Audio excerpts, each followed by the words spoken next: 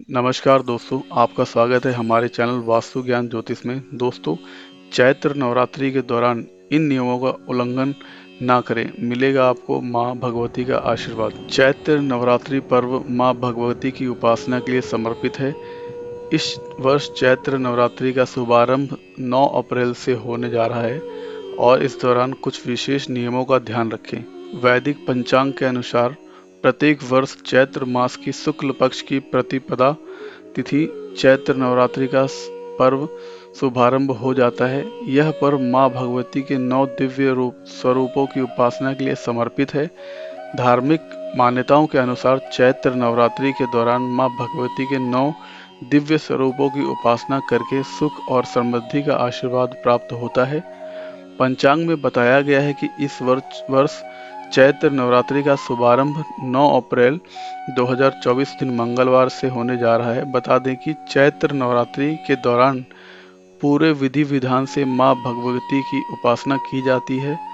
साथ ही इस दौरान कुछ विशेष नियमों का ध्यान रखें, घर में सुख समृद्धि आती है। आइए जानते हैं चैत्र नवरात्रि के नियम क्या हैं जिनको आपको ध्यान रखना है। चैत्र नवरात्रों में साफ सफाई का विशेष ध्यान रखना चाहिए। मान्यता है कि नवरात्रि के दौरान माँ अपने भक्तों के घर आती हैं।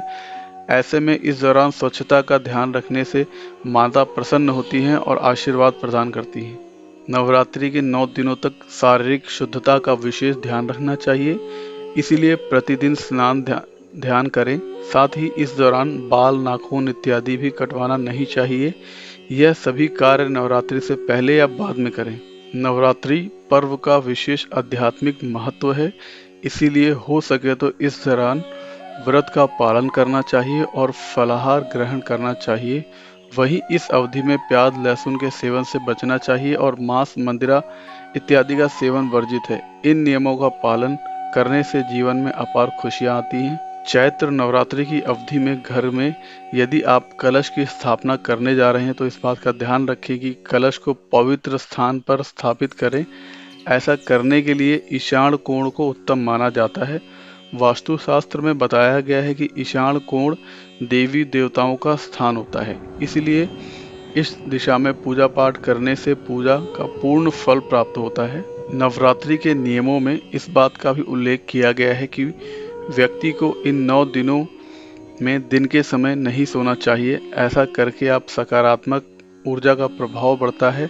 साथ ही इस अवधि में मन में नकारात्मक विचार, क्रोध या द्वेष की भावनाओं को नहीं लाना चाहिए।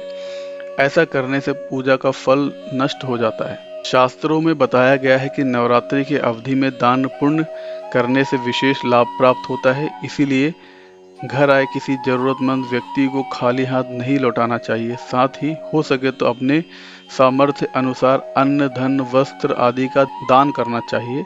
ऐसा करने से अक्षण पुण्य की प्राप्ति होती है और माँ भगवती का आपको आशीर्वाद प्राप्त होता है।